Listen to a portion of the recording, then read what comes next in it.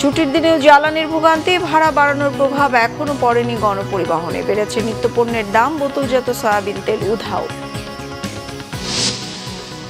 তেল সংকট সরবরাহের কারণে নয়, কিছু মানুষ অনৈতিক ব্যবসা করছে বলেছেন মির্জা ফখরুল। অস্থিরতা তৈরির চেষ্টার বিরুদ্ধে কঠোর হুঁশিয়ারি অর্থমন্ত্রী। কোনো আধিপত্যবাদ বরদাস্ত করা হবে না বলেছেন ডাক্তার শফিক। অর্থনৈতিক অবস্থা টালমাটাল, এনসিপি হাল ধরবে বলেছেন নাহিদ। দেখছিলেন ক্রাউন সিমেন্ট সংবাদ শিরোনাম, এবার বিস্তারিত। মুন্সিগঞ্জ জেনারেল হাসপাতালে আকস্মিক পরিদর্শনে গিয়ে অনিয়ম পাওয়ায় সিভিল সার্জন ও হাসপাতালের সুপারকে ক্লোজড করেছেন স্বাস্থ্যমন্ত্রী সর্দার মোহাম্মদ শেখাওয়াত হোসেন। গতকাল বিকেলে আকস্মিক সরকারি হাসপাতালটি পরিদর্শনে যান স্বাস্থ্যমন্ত্রী। জানান, হাসপাতালের তত্ত্বাবধায়ক ডাক্তার আহমদ কবির গণমাধ্যমে বলেছিলেন যে জলাতঙ্ক রোগীদের সবাইকে টিকা বা ভ্যাকসিন দেওয়া সম্ভব নয়, পর্যায়ক্রমে দিতে হবে। ওনাকে নাকি টার্গেট দেওয়া আছে যে সরবরাহকৃত টিকা মাসব্যাপী দিতে হবে, যা সত্য নয়। মন্ত্রী বলেন, সরকারি অফিসার হিসেবে তত্ত্বাবধায়ক দায়িত্বহীনতার পরিচয় দিয়েছেন, এতে সরকারের ভাবমূর্তি ক্ষুণ্ণ হয়েছে। মন্ত্রী আরও জানান, জলাতঙ্কে টিকার কোনো সংকট দেশে নেই।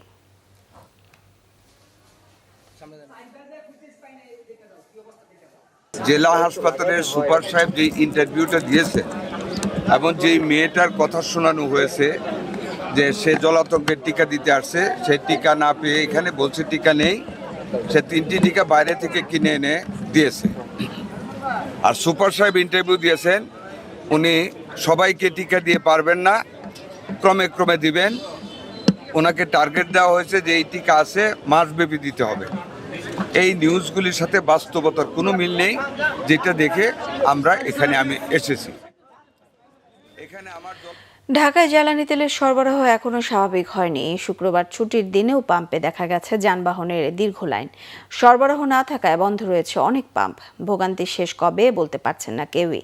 ব্যস্ত নগরীতে ঘন্টার পর ঘন্টা লাইনে দাঁড়িয়ে কর্মঘণ্টা নষ্ট হচ্ছে বলে অভিযোগ গ্রাহকদের। আরও জানাচ্ছেন আরিফিন শাওন। রাজধানীর বিজয় সরণি ট্রাস্ট ফিলিং স্টেশনে নিত্যদিনের চিত্র এটি। জ্বালানি তেলের জন্য দীর্ঘ লাইন, ঘন্টার পর ঘন্টা দাঁড়িয়ে ফুয়েল সংগ্রহ করছেন ক্রেতারা। সাপ্তাহিক ছুটির দিনে যেখানে কিছুটা স্বস্তিতে থাকার কথা মানুষের, সেখানে জ্বালানি তেল নিতে দীর্ঘ লাইনে অপেক্ষা করতে হচ্ছে তাদের। ফুয়েল পাস ছাড়া তেল দিচ্ছে না পাম্প কর্তৃপক্ষ। জ্বালানি তেলের দাম বাড়ার পরও সরবরাহের সংকট কাটছে না। সংকটের কারণে কিছু পাম্প তেল বিক্রি বন্ধ রেখেছে, আবার কিছু পাম্প প্রয়োজনের তুলনায় দিচ্ছে কম। তীব্র গরমে দীর্ঘ সময় লাইনে দাঁড়িয়ে ক্ষুব্ধ গ্রাহকরা। আমি 2 ঘন্টার বেশি দাঁড়ায় আছি।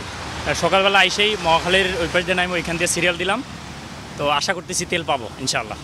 সারাদিন অফিস করার পরে আবার এখানে সারা রাত থাকা, এটা টাফ।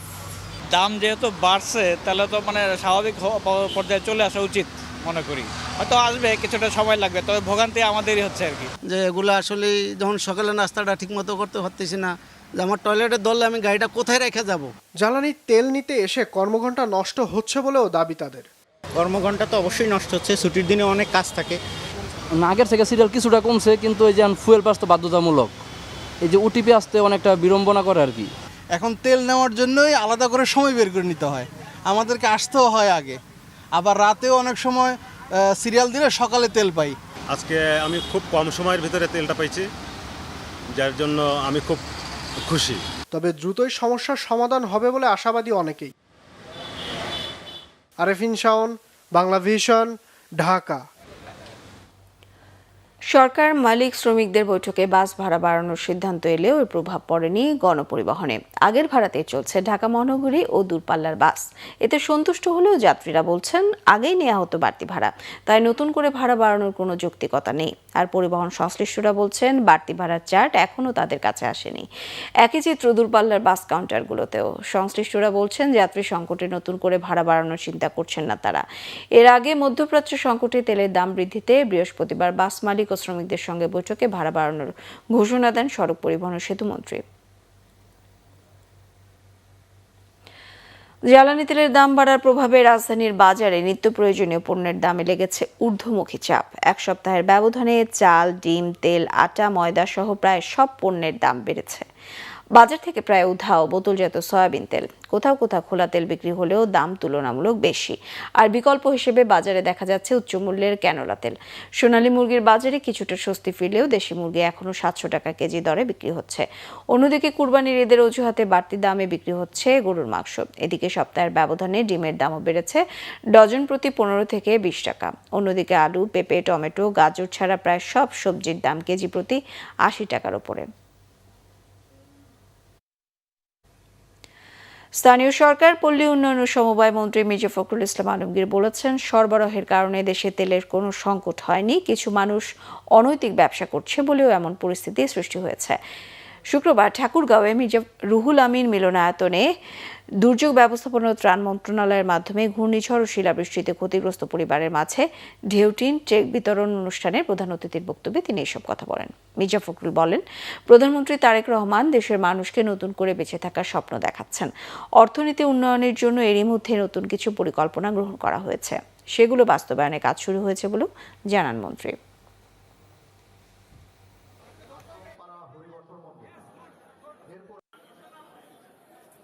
আমি আস্তে আস্তে দেখলাম আপনার ওই পেট্রোল পাম্পগুলোর সামনে গুলোতে মোটর সাইকেল অনেক, এটা একটা সমস্যা তৈরি হচ্ছে। কিন্তু এই সমস্যাটা তেল কমের জন্য নয়, সরবরাহ কমের জন্য নয়, এই সমস্যাটা কিছুটা হচ্ছে তৈরি করা। দুঃখজনক ভাবে কিছু মানুষ এখানে একটা অনৈতিক ব্যবসা শুরু করেছে, যে ব্যবসাটা আমাদের জন্য, দেশের জন্য, জাতির জন্য ক্ষতিকর হবে। অর্থ পরিকল্পনা মন্ত্রী আমির খসরু মাহমুদ চৌধুরী বলেছেন, দেশ অস্থিতিশীল করার চেষ্টায় লিপ্ত যেই হোক কোনো ছাড় দেওয়া হবে না। শুক্রবার চট্টগ্রাম বিশ্ববিদ্যালয়ের সরস্বতী জ্ঞান মন্দিরের উদ্বোধনী অনুষ্ঠান শেষে তিনি এসব কথা বলেন। আমির খসরু বলেন, জ্বালানি সমস্যা কেবল বাংলাদেশের সমস্যা নয়, এটি বৈশ্বিক সমস্যা। অন্যান্য দেশের তুলনায় বাংলাদেশ অনেক দেরিতে জ্বালানির দাম বাড়িয়েছে। সরকারকে উচ্চ মূল্যে জ্বালানি কিনতে হচ্ছে, তাই সামান্য দাম বাড়ানো ছাড়া উপায় ছিল না বলে জানান মন্ত্রী।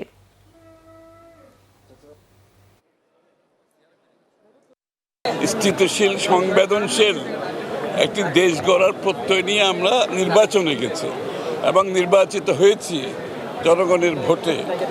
আমরা বাংলাদেশে স্থিতিশীলতা যদি না থাকে, সামনের দিকে এগিয়ে যাওয়ার কোনো সুযোগ নেই। যারা স্থিতিশীলতা নষ্ট করবে তারা যেই হোক, এখানে আইনের চোখে কাউকে ছাড় দেওয়া হবে। এটা বাংলাদেশের যেরকম সংকট, সারা বিশ্বে একই সংকট। বরঞ্চ আমরা একমাত্র দেশ খুব দেরি করে কিছু মূল্য বৃদ্ধি করেছি জ্বালানির। আরেকটি অনিবার্য লড়াইয়ের প্রস্তুতির আহ্বান জানিয়ে জনগণের গণরায় বাস্তবায়ন না হওয়া পর্যন্ত রাজপথে আন্দোলন চলবে বলে জানিয়েছেন জামায়াতে ইসলামের আমির ও বিরোধী দলীয় নেতা ডাক্তার শফিকুর রহমান। গতকাল রাজধানীর সরোয়ার্দী উদ্যানে বাংলাদেশ খেলাফত মজলিসে আয়োজিত সমাবেশে তিনি এসব কথা বলেন প্রয়োজনে কঠোর লড়াইয়ের প্রস্তুতিও নেওয়া হবে, আধিপত্যবাদের কোনো ষড়যন্ত্র বরদাস্ত করা হবে না বলে হুঁশিয়ারি দেন জামায়াতের আমির। এ সময় 11 দলের শীর্ষ নেতারা বলেন, গণভোটের রায় বাস্তবায়ন না হলে রাজপথ এবং সংসদ একাকার হয়ে যাবে। সংখ্যাগরিষ্ঠতার জোরে গণরায় বাস্তবায়ন না হলে সরকারকে কঠিন পরিণতির হুঁশিয়ারি তাদের। গণভোটের রায় বাস্তবায়নে আগামী 3 মাস প্রতিটি জেলায় নাগরিক সমাবেশ এবং 5 আগস্ট সরোয়ার্দী উদ্যানে মহাসমাবেশ করবে বাংলাদেশ। আন্দোলন চলবে সংসদে, আন্দোলন চলবে রাজপথে। নাহিদ ইসলাম বলেছেন, একসময় রাজপথ আর সংসদ প্রয়োজনে একাকার হয়ে যাবে। রাজপথ আর সংসদ একাকার যেদিন হয়ে যাবে, সেদিন বালুর পাত দিয়ে নদীর জোয়ার, সমুদ্রের জোয়ার থামাতে পারবেন। জুলাইকে সম্মান করব, বুকে ধারণ করব, জুলাইয়ের সাথে বেইমানি করব না। আর জুলাইয়ের সাথে যারা বেইমানি করবে তাদেরকে ছাড় দিয়ে কথা বলা হবে না।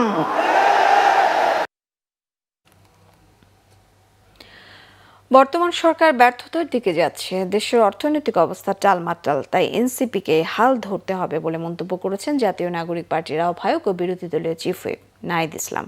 শুক্রবার রাজধানীর ডিপ্লোমা ইঞ্জিনিয়ার্স ইনস্টিটিউটে যোগদান অনুষ্ঠানে তিনি একথা বলেন। দলের আহ্বায়ক আহ্বায়ক নাহিদ ইসলাম বলেন, স্থানীয় সরকার নির্বাচন নিয়ে বিশেষ প্রস্তুতি নিচ্ছে এনসিপি। এই দলের নেতৃত্বে তারুণ্যের জয় জয়কারের প্রত্যাশা তার। অভিযোগ করেন, পরিবর্তনের প্রত্যাশা পূরণে ব্যর্থ বিএনপি। এ সময় সরকারের তীব্র সমালোচনা করে এনসিপির নেতারা বলেন, দেশে এখনও গণতান্ত্রিক লড়াই চলছে। সমালোচনার ভয়ে শহর বাদ দিয়ে গ্রামে লোডশেডিং দিচ্ছে, অথচ লোডশেডিং সমাধান নিয়ে কোনো কথা বলছে না সরকার। কেন বিদ্যুৎ থাকছে না, সরকারকে সেটা পরিষ্কার করতে হবে বলে হুঁশিয়ার করে দেন এনসিপি নেতারা। এদিকে আনুষ্ঠানিকভাবে এনসিপিতে যোগ দিয়েছেন যুবদলের সাবেক কেন্দ্রীয় নেতা ইসাক সরকার সহ আরও অনেকে।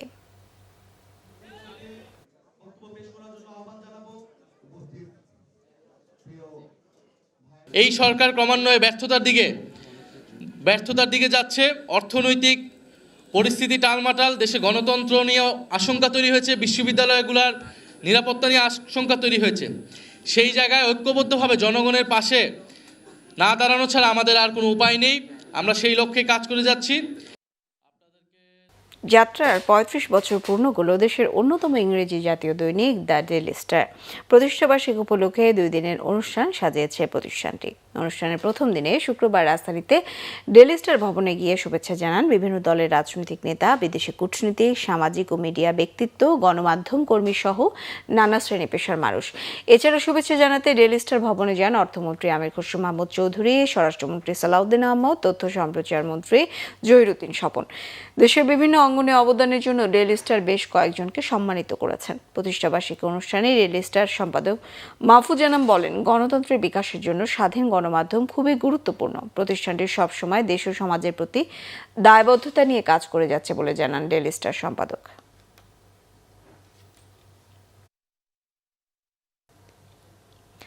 সংবাদ শেষ করব ক্রাউন সিমেন্ট শিরোনামগুলো আরও একবার জানিয়ে। বিশেষজ্ঞদের ছুটির দিনেও জ্বালানির ভোগান্তি, ভাড়া বাড়ানোর প্রভাব এখনো পড়েনি গণপরিবহনে, বেড়েছে নিত্যপণ্যের দাম, বোতলজাত সয়াবিন তেল উধাও। তেল সংকট সরবরাহের কারণে নয়, কিছু মানুষ অনৈতিক ব্যবসা করছে বলেছেন মির্জা ফখরুল। অস্থিরতা তৈরির চেষ্টার বিরুদ্ধে কঠোর হুঁশিয়ারি অর্থমন্ত্রী। কোনো আধিপত্যবাদ বরদাস্ত করা হবে না বলেছেন ডাক্তার শফিক। অর্থনৈতিক অবস্থা টালমাটাল, এনসিপি হাল ধরবে বলেছেন নাহিদ।